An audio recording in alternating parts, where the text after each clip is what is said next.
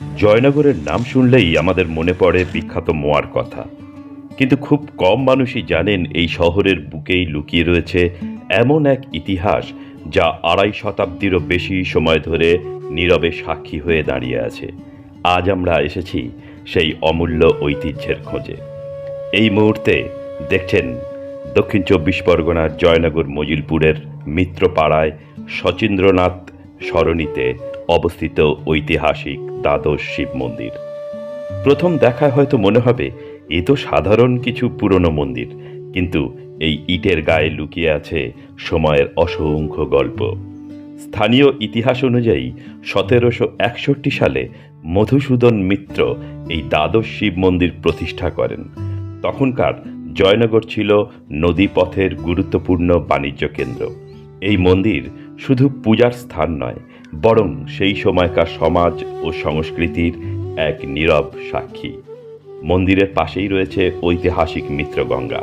একসময় এই ঘাটকে ঘিরেই ধর্মীয় অনুষ্ঠান, পূজা ও সামাজিক আয়োজন অনুষ্ঠিত হতো। আজও সেই জল যেন অতীতের অনেক গল্প নিজের বুকে রেখে দিয়েছে। মন্দিরের প্রতিটি গঠন, প্রতিটি পুরনো ইট যেন ইতিহাসের এক একটি পৃষ্ঠা। সময় বদলেছে, মানুষ বদলেছে, কিন্তু এই মন্দির আজও একইভাবে দাঁড়িয়ে আছে, যেন অতীতকে আগলে রেখেছে। শিবরাত্রির সময় এখানে বহু ভক্তের সমাগম হয়।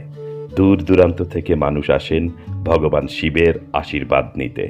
বছরের পর বছর সময়েও এখানে এক অপূর্ব শান্ত পরিবেশ অনুভব করা যায়।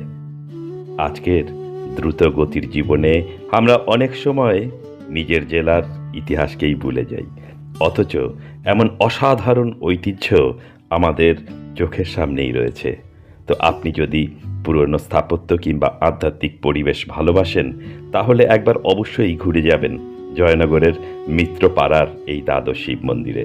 হয়তো এখানকার নীরবতা আপনাকেও এমন কিছু গল্প শোনাবে যা কোনো বইয়ের পাতায় লেখা নেই।